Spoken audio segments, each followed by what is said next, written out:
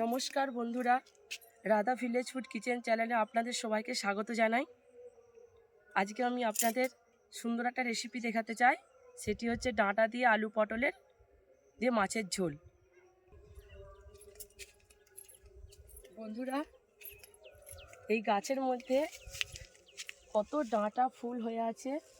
আমি এখান থেকেই ডাঁটা কিছু পারবো। ডাঁটাগুলোর সাইজ দেখো কত বড় বড়। এই ডাঁটা পারি,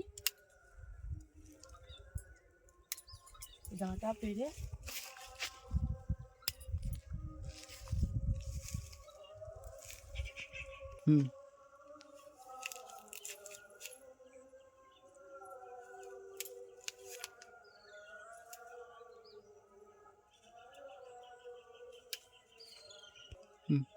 কত সুন্দর ছোট্ট গাছ।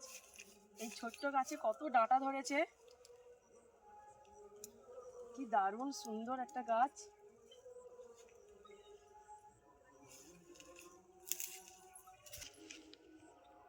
ডাঁটা পাড়া রেডি বন্ধুরা।